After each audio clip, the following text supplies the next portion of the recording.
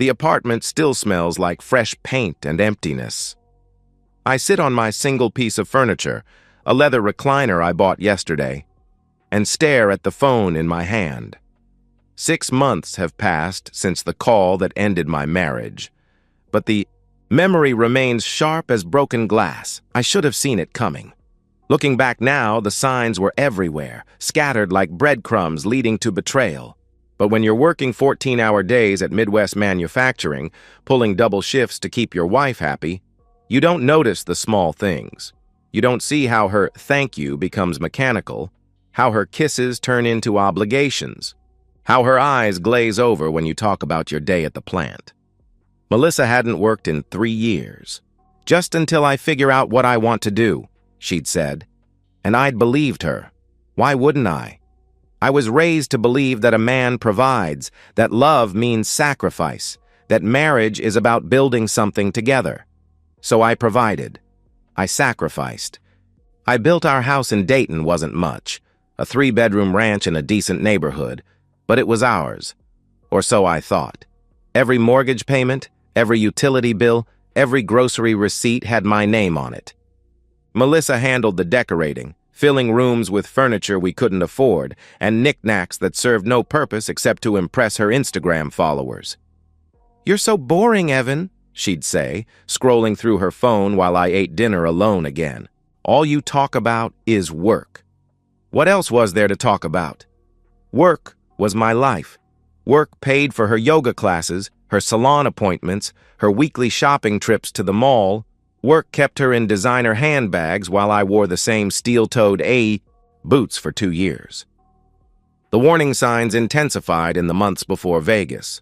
She'd discovered some musician, Ryan Caldwell, a B-list R&B singer with more abs than talent. His posters appeared in our bedroom.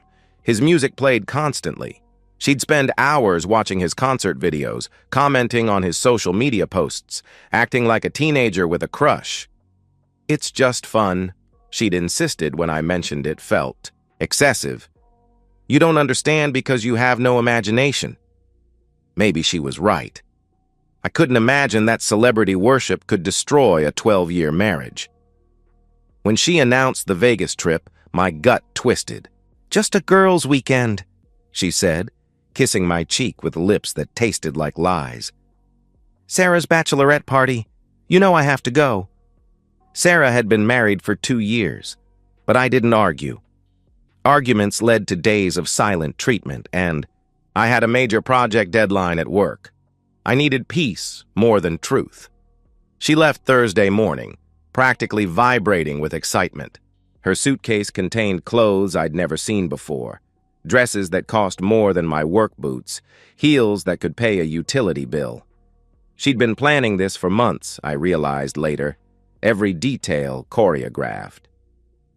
The call came Saturday night. I was in bed, exhausted from overtime, when my phone rang at 11:47 p.m. Melissa's ringtone, our wedding song, how's that for irony, pulled me from near sleep. Her voice was drunk, loud, background music pounding. "Baby, you'll never guess what happened." I sat up, instantly alert. "What's wrong? Are you okay?" "I'm amazing. I'm at Lux Lounge, and you'll never believe who's here. Ryan Caldwell. The actual Ryan Caldwell. He bought our table bottles, and he's been flirting with me all night." My stomach dropped. "That's great, Mel. Maybe you should head back to the hotel." "Hotel?" She laughed, high and cruel. "Why would I do that? He invited me to his suite. His private suite at the Cosmopolitan." The words hung between us, miles of distance and years of marriage compressing into this single moment. "Melissa, you're drunk. You're not thinking clearly." "I'm thinking perfectly clearly." Her voice hardened, the way it did when I disappointed her. "I'm going to sleep with him, Evan. This is a once-in-a-lifetime opportunity." I couldn't speak, couldn't breathe. "Hello? Are you there?" She sounded annoyed now. "Look, don't make this weird. You'll get over it. Hell, if you had the chance with some celebrity, I'd let you do the same." "No, you wouldn't," I thought. "You'd destroy me for even looking at another woman." "It's just intimacy," she continued, music getting louder. "It doesn't mean anything. We've been married 12 years. That matters more than one night, right?" I found my voice, surprised by how calm it sounded. "You're really going to do this?" "He's waiting for me right now. His bodyguard is literally holding the car door open." She giggled. "God, this is so exciting. You understand, right? Tell me you understand." I understood perfectly. 12 years, thousands of overtime hours, every sacrifice I'd made, none of it mattered. I was a paycheck, a stability provider, a boring background character in the movie of her life. "Have fun, Melissa." "Really? You're not mad?" she asked. "Have fun," I repeated and hung up. She called back immediately. I didn't answer. She called 6 more times, left 3 voicemails I deleted without listening.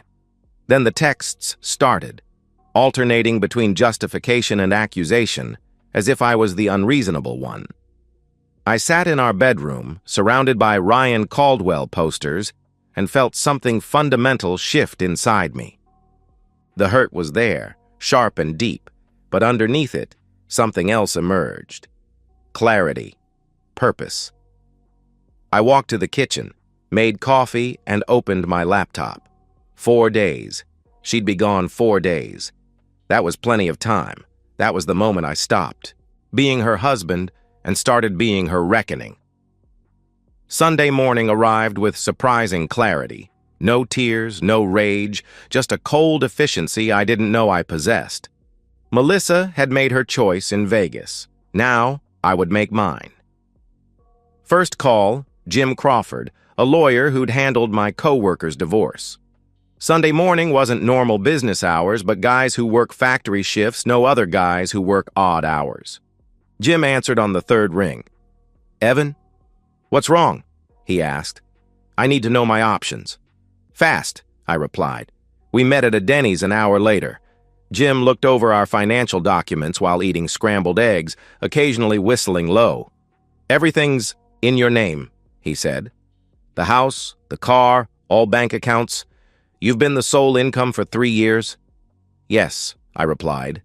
"And she admitted to adultery?" "You have proof?" he asked. I showed him the text messages she'd sent after the call, trying to justify her decision. One literally said, "I'm doing this whether you approve or not." Jim smiled grimly. "Ohio's a no-fault state, but adultery still matters for asset division.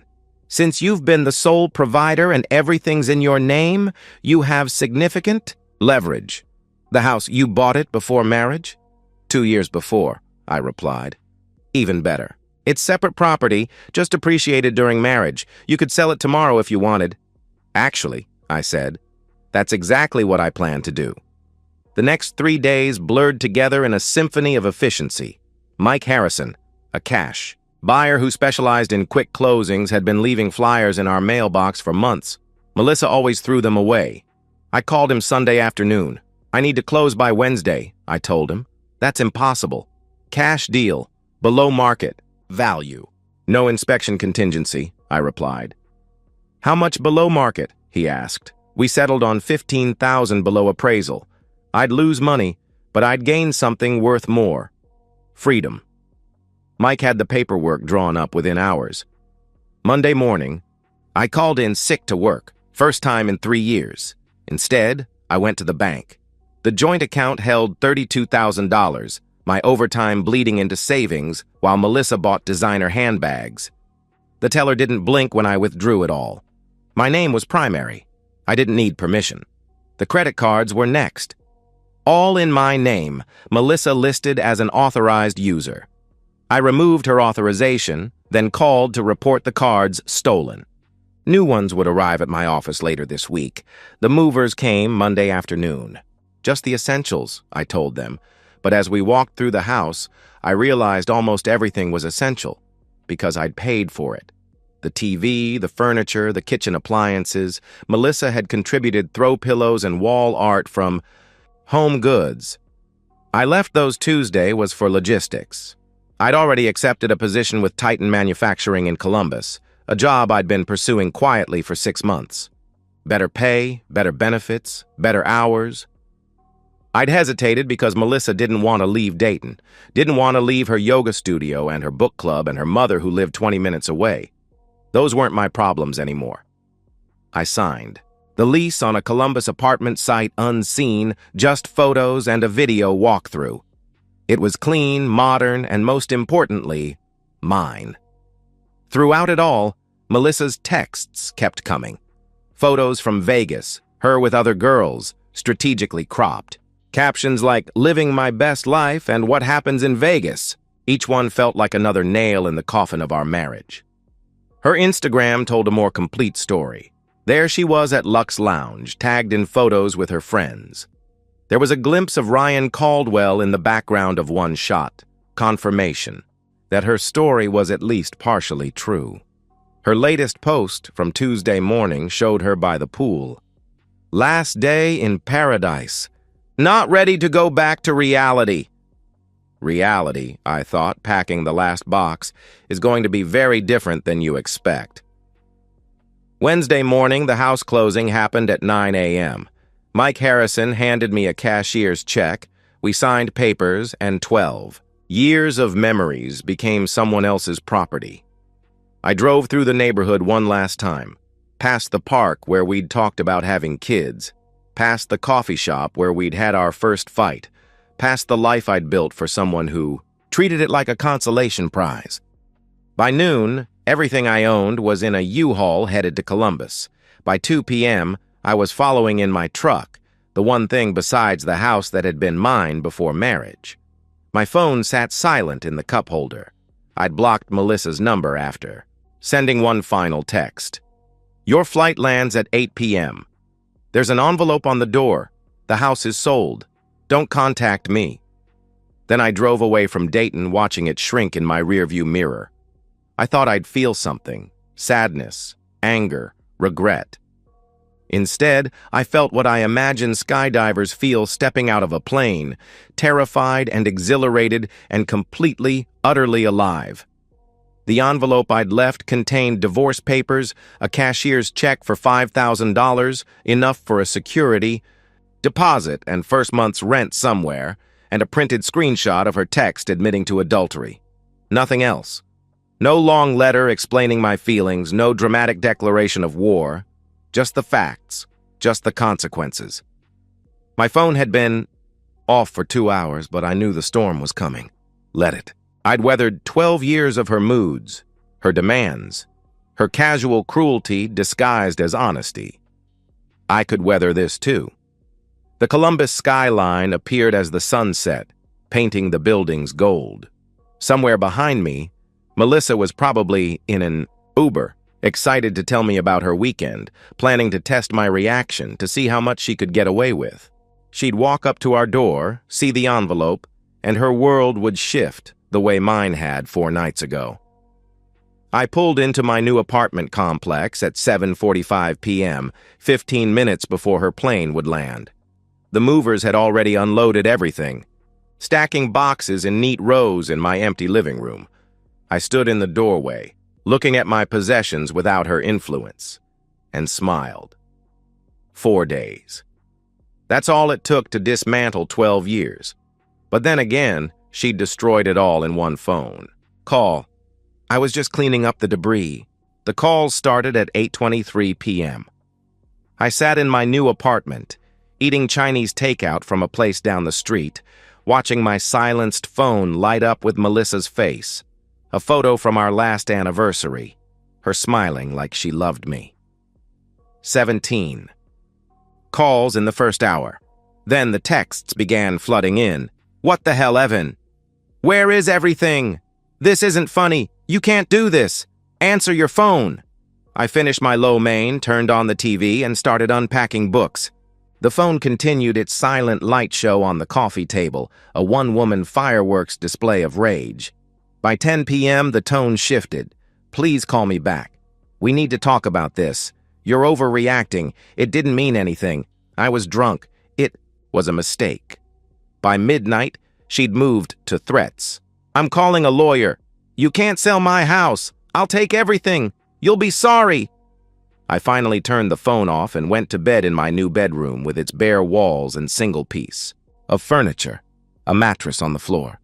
It was the best sleep I'd had in years. Thursday morning brought reality. I'd taken a personal day to get settled, but I couldn't avoid the digital storm forever. I turned on my phone to find 47 missed calls, 186 text messages, and 23 voicemails. I deleted them all without reading or listening, then called Jim Crawford. "She's already called 3 lawyers," he said, sounding amused. "They all told her the same thing. She has no case. The house was yours, the money was yours, you left her $5 grand. That's more than required." What about spousal support? For a woman who voluntarily didn't work for 3 years while capable, who committed adultery. She can try, but no judge in Ohio will give her anything significant. Maybe a few months to get on her feet. Maximum. The next call was from her mother. "Helen, I actually answered that one." "Evan, sweetheart, what happened?" "Melissa is hysterical. Ask your daughter what happened in Vegas, Helen," I replied. Silence. Then, "She said there was a misunderstanding. She called me to announce she was going to sleep with another man. That's not a misunderstanding. But to sell the house." "To leave her with nothing?" she asked. "I left her $5,000 and her personal belongings. That's $5,000 more than she contributed to our marriage in the last 3 years. That's cruel, Evan. You know she's been trying to find herself." She stammered. She found herself in Ryan Caldwell's hotel room. I found myself, too, in Columbus, starting over. I hung up. Helen called back 6 times. I blocked her number. The social media explosion began Thursday afternoon. Melissa posted a carefully crafted narrative on Facebook. "After 12 years of marriage, I come home from a weekend trip to find my house sold and my husband gone. No warning, no discussion. This is what emotional abuse looks like." The comments poured in. Her book club friends and yoga acquaintances offering support and outrage. But then something interesting happened. People who knew us both started pushing back. Tom from work commented, "Maybe tell them why he left Melissa." Sarah, whose fake bachelorette party had been the cover story, wrote, "There was no bachelorette party. Stop lying." My brother Mike went nuclear. "You called him to brag about cheating. He has the texts. Delete this before he sues you for libel." By Friday, her post was gone, but the damage to her reputation was done. Our mutual friends were choosing sides, and surprisingly, most chose mine. Turns out I wasn't the only one who'd noticed how she treated me. They'd just been too polite to say anything. Friday afternoon, I started my new job at Titan Manufacturing. The hiring manager, Dave, shook my hand and said, "We've been trying to steal you from Midwest for 2 years. Whatever finally convinced you to leave, I'm glad it happened." The work was similar, but the environment was completely different. People actually went home on time here. They talked about hobbies, families, lives outside the plant. When someone asked if I was married, I simply said, "Divorced," and nobody pressed for details. That evening, I got a call from an unknown number. Against my better judgment, I answered. "Is this Evan?" A male voice, uncertain. "Who's asking?" I asked. "This is Ryan Caldwell." I almost laughed. "The singer?" "Yeah, look, man. Your wife, ex-wife, she's been blowing up my social media, sending hundreds of messages, telling people we're together, showing up at my hotel." "Not my problem," I replied. I know. I just wanted you to know that nothing happened." I paused. "What?" "That night. Nothing happened. She came to my suite. Yeah, but she was sloppy drunk and crying about you. Kept showing me your picture, asking if she was making a mistake. I sent her back to her room. Nothing happened, man. I don't mess with married women." The irony was perfect. She'd destroyed our marriage for a fantasy that never even materialized. "Thanks for telling me," I said. "But it doesn't change anything. She made her choice when she went to that room." "I get it. Just thought you should know. And hey, I'm filing a restraining order against her. She's completely lost it. After he hung up, I sat in my empty apartment and laughed until my ribs hurt. All that destruction for nothing. She'd traded a marriage for a story to tell her friends. And even the story was a lie. The weekend brought more revelations. Janet, Melissa's best friend, called from a number I didn't recognize. She's staying with her parents, Janet said without preamble. She can't afford an apartment. Did you know she had $18,000 in credit card debt? On cards you didn't even know about? No, I said, though nothing surprised me anymore. She's been living a complete fantasy, Evan. Buying things for the image, for Instagram, for this imaginary life where she was some kind of influencer. She had 400 followers. Nobody cared except her. Why are you telling me this? Because I helped her pack her things from the house before the new owners moved in. You left all her stuff in the garage? Everything that was hers. It fit in my Honda Civic. 12 years of marriage and her entire contribution fit in my compact car. Janet paused. I'm sorry I didn't say something sooner. We all saw how she treated you. We should have said something. By Sunday, 1 week after the phone call that changed everything, I'd settled into a routine. Wake up without dread. Go to work where I was valued. Come home to peace. Cook dinner for one, a meal I actually wanted to eat. Watch what I wanted. On TV. Go to bed without arguing. My phone had been quiet for 2 days. The storm was passing. Melissa was someone else's problem now. Her parents, the credit card companies, her own. I'd removed myself from the equation so thoroughly that she had no leverage, no angle, no way back in. Sunday evening, I got one last text from a number I didn't recognize. The KFC on Main Street is hiring. I start Monday. I hope you're happy. I deleted it without responding. Whether she was at KFC or in a mansion, whether she was thriving or struggling, it no longer affected my life. I'd paid 12 years of dues to learn a simple lesson. When someone shows you who they are, believe them the first time. Tomorrow would be Monday. I'd go to my new job, earn my good salary, build my new life. Every day would be a little easier, a little better, a little further from the man who'd accepted so little for so long. The reckoning wasn't about revenge, I realized. It was about truth. The truth that I deserved better. The truth that walking away wasn't giving up. It was giving myself a chance. And the truth that the best response to betrayal isn't anger or retaliation. It's indifference. Complete, perfect, liberating indifference. 6 months later, I stand in my apartment brewing coffee in the machine I bought because I wanted it. The morning sun streams through windows I chose, illuminating furniture I selected in a space that reflects only my decisions. At Titan Manufacturing, I've been promoted to Senior Technical Specialist. Dave called me into his office last month.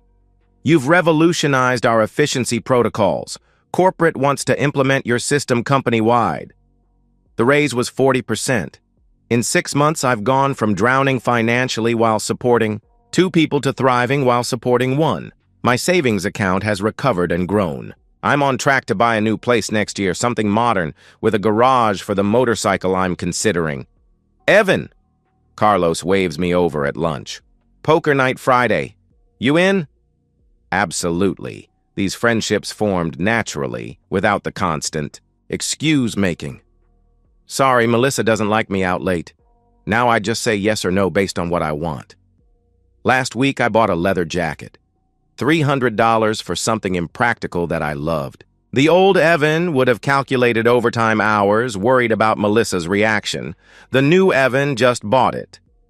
You look good, Amy from accounting said at the company happy hour.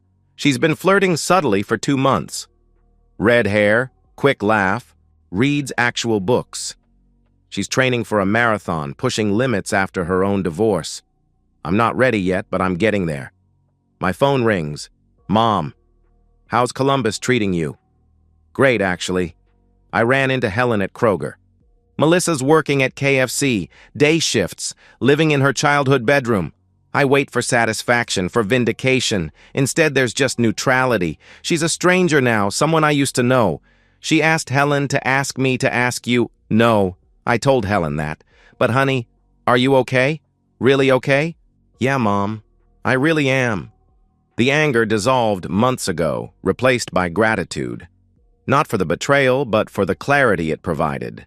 I'd been sleepwalking through life, convinced that sacrifice equaled love. Thursday brings news. Tom texts. Ryan Caldwell filed a restraining order. Melissa showed up at 3 of his concerts. I forward it to my lawyer, then delete the thread. My indifference isn't performed. It's real. I've started reading again. Mark Aurelius speaks to me. The best revenge is not to be like your enemy. I'm building something she could never understand, a life based on self-respect rather than external validation. The gym has become sanctuary.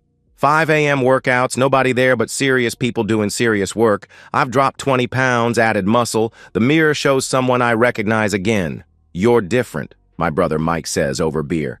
It's like you're actually present now. I was underwater for so long I forgot what breathing felt like. She did a number on you. No, I did a number on myself. She just held up the mirror. This is the hardest truth. Melissa treated me exactly as badly as I allowed.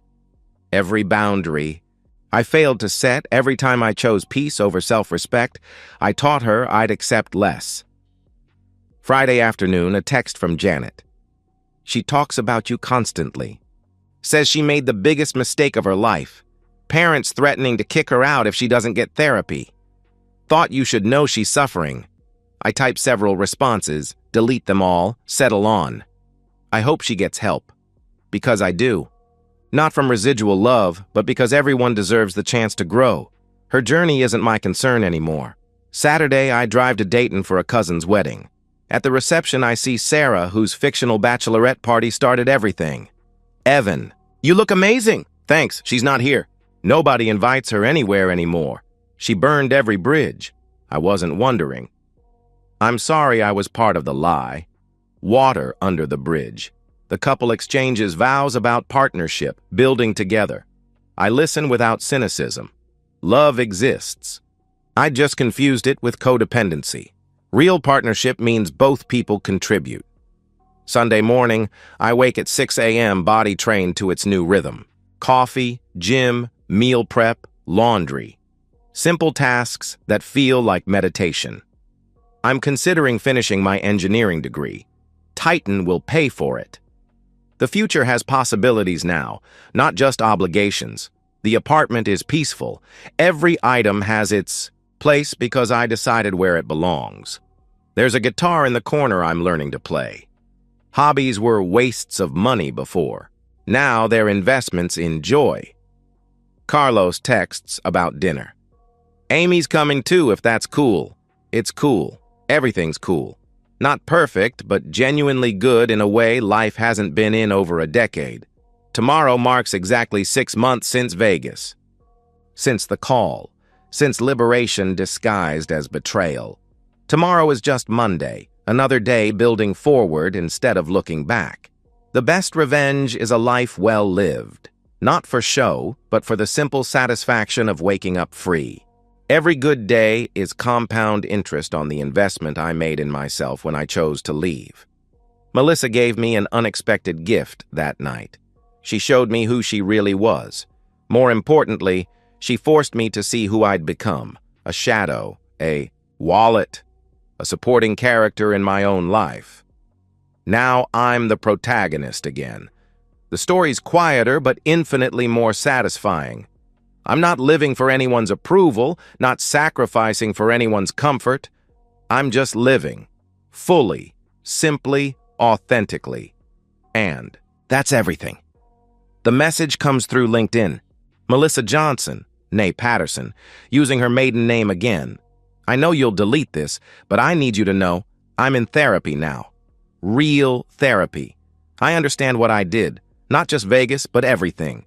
Years of taking you for granted, treating you like an ATM, dismissing your dreams. I see it now. I'm not asking for forgiveness or anything from you. I just wanted you to know I understand why you left that way. It was the only way. Your silence saved us both. Thank you for the 5,000. It saved me when I didn't deserve saving. No response needed. I don't send one. But I don't delete it either. Proof that people can grow even too late. A news alert. Ryan Caldwell announces retirement following harassment allegations.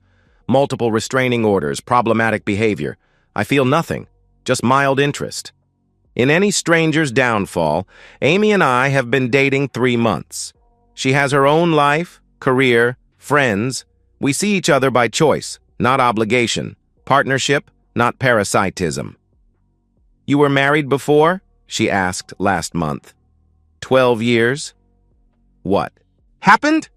I gave everything to someone who gave nothing back. Then she cheated. Do you hate her? No, you can't hate someone you nothing, and I nothing her completely.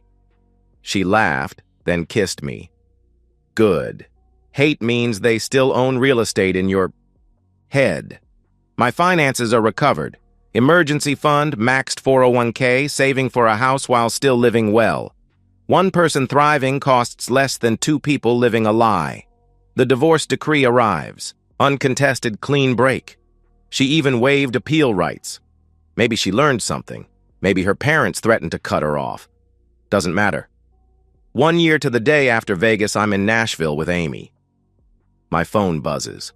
A reminder I'd blocked. Melissa's number a year ago. I delete it. Unnecessary now. You okay? Amy asks. Perfect, I say, and mean it. I used to think love meant giving everything. Now I know it means being with someone who would never ask you to. The best revenge isn't living well despite someone who wronged you. It's living so well you forget they wronged you at all. It's becoming someone who wouldn't tolerate that treatment for a single second. That day came and went without me noticing. I was too busy living to mark the moment when the past finally became the past. The man who sat in that bedroom, listening to his wife announce her betrayal, feels like a character from someone else's story. That man needed to believe sacrifice equaled love. This man knows better. What I lost was never mine. An illusion, a performance, a slow drowning disguised as swimming. What I gained was myself, and that's everything. And that's the end of today's story. If you enjoyed it, please give this video a thumbs up and drop a comment below. Your support helps the algorithm push my content further. If you're new to the channel, don't forget to hit that subscribe button.